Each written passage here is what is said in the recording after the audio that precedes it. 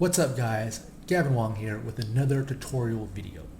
Today I'm going to teach you my variation of a trick originally called Further Than That. My variation that I'm calling Better Than That. It's a self-working 5-phase routine that utilizes the whole deck and has some real killer moments that will surely catch your spectators off guard. The best part of this trick, besides being self-working, you can customize it and take away certain phases of it if you want. It can be this quick, hard-hitting effect that is only 1 or 2 phases long, or it can be done in full and is this amazing journey that you take the audience on with you. So let's take a look at my performance of Better Than That. So before we begin, I'm going to introduce my prediction. So inside this box, I have a prediction, all right? And I'm going to leave this in full view before we even begin. That way you know I can't, do any funny switches. There's no funny business going on with your prediction. Fair? All right, so give the cards a shuffle, and then we'll give them a cut. All right, so I'm going to have you randomly pick a card, but we'll do it kind of different. So I want you to name out any number between 10 and 20. 15. 15. All right, so I'm going to do down 15 cards. 1, 2, 3, 4, 5, 6, 7, 8, 9, 10, 11, 12, 13, 14, 15. All right, and now I'm going to take the 2 digits in 15, so 1 and 5, add those together, and that gets us to 6. Right, so we'll use the 6th card. 1, 2, 3, 4, 5, and the 6th card, that is the Ace of Hearts. All right. Okay. All right. Now, before we began, remember I had a prediction in this box. Let's check it out. Now look, I have 1 card in here, and only 1 card. And that, my friend, is the Ace of Hearts. A perfect match. That's kind of sus, bro. That's pretty cool, right? Now you know That what? is kind of cool. Most card tricks, they would be over by now, but I think we can do better and take this to the next level. So I think we should. let's try. I agree. Let's try something else. So look, I'll take your Ace of Hearts, and we'll lose it somewhere in the middle of this packet, right? And then we'll just give the cards a cut so we don't know exactly where they are. And then we're going to try a spelling thing. So let's spell out your card, the Ace of Hearts. All right, so we get Ace, A-C-E. I'll leave a space for of, and then Hearts, H-E-A-R-T-S. And if we did that correctly, that will get us back to your Ace of Hearts. Oh my god. Now, at this point, most card tricks would again be over, but I think we can do better and take this even further. All right. So you see over here where we spelled ace. That is the other 3 aces. Yo, what the? And over here where we spelled hearts, that's the 2 through 7 of hearts in numerical order, just like that. Yo. Now, would you agree most card tricks by now would be over? Yeah. Yeah, they definitely would be. But you know what? I think we can take this even further. Because look, if I give the cards a cut, just like that. Oh, I'm just gonna subscribe just for the card flips and stuff. I appreciate it. Look, if I just do that, that gets me the 8, the 9, the 10, the jack, the queen, and the king, the rest of the hearts, just like that. All in numerical order. Yo. And then look, let's give the cards another cut, just like this. And a little riffle just for fun. And you know what? That's going to give us the 2 through king of clubs in numerical order. Yo, what the freak? 1 more cut. And you know what that gives us? I think you see a pattern here. That's going to be the 2 through king of diamonds in numerical order. And that leaves us with the 2 through spades, all in numerical order. Yo. Alright guys, so that was the performance video. Like I mentioned earlier, this is my variation of a trick called Further Than That, which was originally published in 1941 by Stewart James in a magazine called The Jinx. The publisher has since released all issues of the Jinx Magazine in a series of 3 books, but they are pretty hard to find nowadays. Hopefully you guys enjoy my variation of it, and before we get to the tutorial, as always, please like and subscribe so you don't miss future videos. With that said, let's jump right into the tutorial video now. So for the setup for this trick, obviously there's a setup, if you guys couldn't tell from the performance, and I'll go through what this setup looks like in detail. So the original trick is actually done with spades as, like the force card. I like to use the hearts instead, and I'm forcing the ace of hearts just because, I think it's a little less obvious, because when you get to that card and they see it's the ace of spades, the spectator might already think something is up because, the ace of spades is the most common card that people think of when they think of playing cards, the most popular one. So I want to get away from that, and I force the ace of spade, or the ace of hearts. Sorry. But if you want to go back to the original handling, you can force the ace of spades, and I'll tell you how to do that. But for my particular variation, I like doing the hearts. And so the setup is as follows. You have the 2 through 7 of hearts at the top, followed by the 4 aces. The ace order doesn't really matter as long as the last ace here is the one that you're forcing and it matches, the suit of the other cards. So again, I mentioned I'm forcing the ace of hearts here. So that is going to be the 11th card here, 2 through 7 of hearts, the 3 aces in any order, followed by the force card. That's going to be the ace of hearts, and then the 8 through king of hearts following that. So basically, you're going to be forcing this card here, the 11th card. That's based on that setup and the force that we're going to use. All right, so that's that first stack there. And then the rest of the cards, I just have it set up 2 through king, the rest of the suits in numerical order. The order here doesn't really matter. You can do whatever suit you guys want. Again, I just have them alternating red and black. All right, so that's going to be the setup. So always good to have, false shuffles and false cuts in this just to make everything look nice and clean. But that's going to be your setup. So once you have that setup, let's see what else. Oh, I'm forgetting the prediction card. So this is a little something that I added on, and I'll explain why that was. In the original trick, it's taught that after you force the ace of spades, you kind of read the spectator's mind and you figure out that the card is the ace of spades. So to change that up a little bit, I have what I call a prediction card, and basically all it is just a card box of a different color, and I just pulled the ace of hearts from another deck. Okay, so this is a red deck, and I just have this set aside.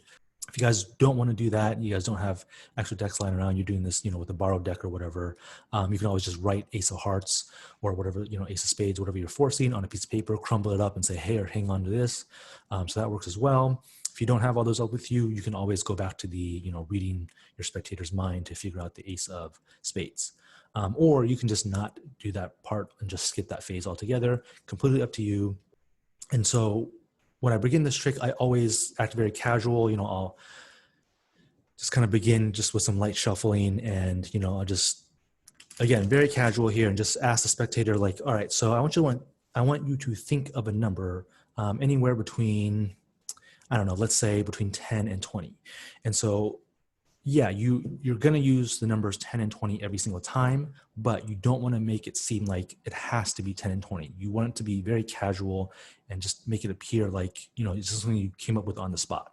Like you could say like, oh, I don't want this trick to take forever, so let's just think of a number between, I don't know, like 10 and 20. And then I ask them, like, you have one? Okay, perfect. And then you ask them to name it out loud. And then let's just say they pick the number 15, right? And so regardless of what number they pick, you're going to deal down that many cards. All right, so let's say they pick 15. So I'm going to deal down 15 cards. 1, 2, 3, 4, 5, 6, 7, 8, 9, 10, 11, 12, 13, 14, 15 cards. All right. The deck I'll just put aside for a little bit later. And then you just kind of pause here for a second. And you know what? Let's just make it even a little bit more random. So let's take the digits in 15, 1 and 5, add them together, and then we get another random number 6, right? And so we'll use the 6th card out of these cards. So now you'll deal down 6 cards, right? So 1, 2, 3, 4, 5, and then we get to the 6th card, we'll turn that over.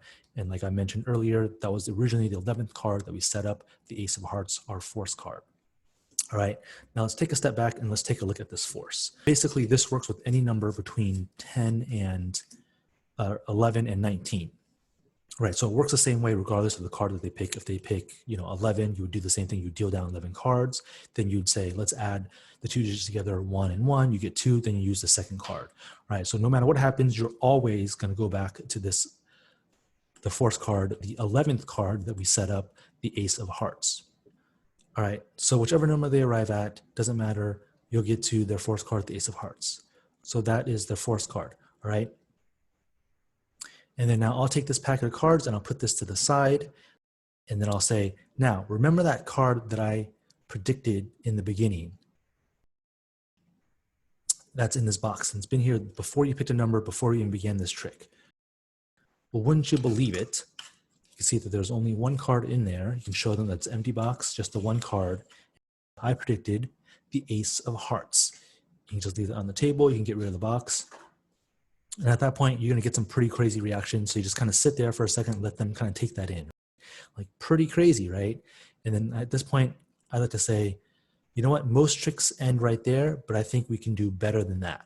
All right, so at this point, you can just get rid of this prediction card that you had. So I'll just get rid of that, put that off to the side. And then we'll take our fourth card, the Ace of Hearts, put that face down onto the pile of the cards that we were dealing down, take everything else that was left over that we had put aside, and drop this on top. And so now we have this pile here, and then we'll take the rest of these cards and we'll put it back on top of the deck that we originally had. And then at this point, I like to do, a nice little false cut. I think all that you really need is just one little false cut. If you want, you can do a false shuffle here. One of the ones that I mentioned, Zorro shuffle, up the ladder shuffle, a Heinstein shuffle if you want, truffle shuffle, all these different fake shuffles, depending on your sleight of hand level. But I don't think that's really necessary. For here, I just do like a nice little false cut. All right, so one of my favorite false cuts is just pulling the half of the deck out from the bottom as opposed to the top and just placing that on the table, and boom, there's your false cut. Again, very nonchalant. Don't make a big deal of it, just cutting the deck, all right? And now you'll say, let's see if the deck can actually find your card now that we've lost your card into the middle. Maybe if we try something different, maybe if we spell the name of your card. So this is when we'll spell Ace, so A-C-E. Get that out of the bright lighting there. And then I spell Ace, so A-C-E, and then I just say the word of. We're not spelling of, we just say of, and then Hearts. So H-E-A-R-T-S. All right. After that, you say, let's see what happens when we spell the Ace of Hearts. We get to your card again, the Ace of Hearts. All right. And at this point, put the deck down, put it aside. Again, just take a moment. People will probably get pretty big reaction from that. That's pretty cool. People start, maybe laughing a little bit. It's a pretty cool moment right there. And then again, you can just kind of sit back and say, yeah, I think at this point, most card tricks would be done. But not this one. I think we can take this even further. We can do even better than that. Where we had Ace here, where we spelled Ace, A-C-E, that is actually where we have the three aces, all right? And then over here where we spelled Hearts, so I'm gonna pick up this packet and just flip these over one by one. There goes the 2, that's the 3, that's the 4, the 5, the 6, and the 7, all in numerical order. So that's a nice little moment right there.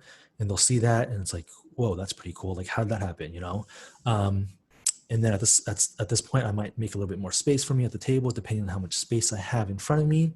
And then here's where I'll do a nice little up the ladder shuffle. So here's a great spot for the up the ladder shuffle. So, while they're doing that, while they're reacting to that spot, I'll just do a quick up the ladder shuffle. And then I'll say, and while we're at it, we might as well add the 8, the 9, the 10, the Jack, the Queen, and the King of Hearts.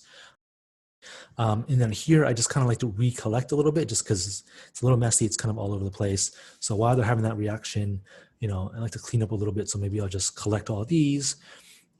I'll fan these out. Maybe I'll just do the aces over here like this in this left-hand corner. Now, at this point, you could end the trick if you don't want it to be this super long kind of drawn out trick.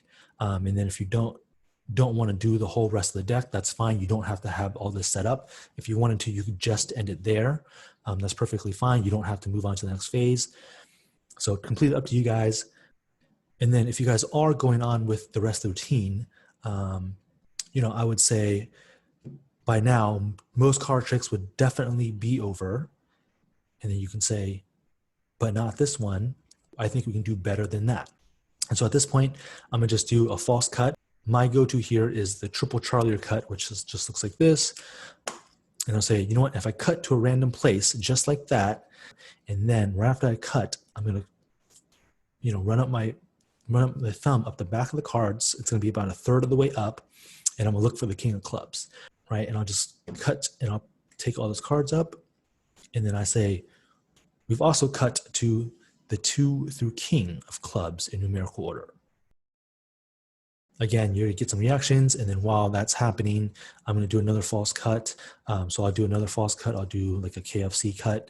And I'll say, if I do another cut, and then as soon as I finish that cut, I'm going to riffle up and find the king of diamonds. If I do another cut right to there, boom, turn that over and say, I'm going to get the 2 through king of diamonds in numerical order, and that must leave me with the 2 through king of spades, all in numerical order. Okay guys, so hopefully you enjoyed my handling and variation of Further Than That by Stewart James. I like it because you can add or take away whatever you want to the basic routine. It's a cool trick for beginners, and more advanced magicians can really take it to the next level with some false shuffles, false cuts, and all that good stuff. So let me know what you guys think in the comment section down below. Don't forget to like and subscribe if you guys enjoyed my tutorial, and I'll see you guys on the next video.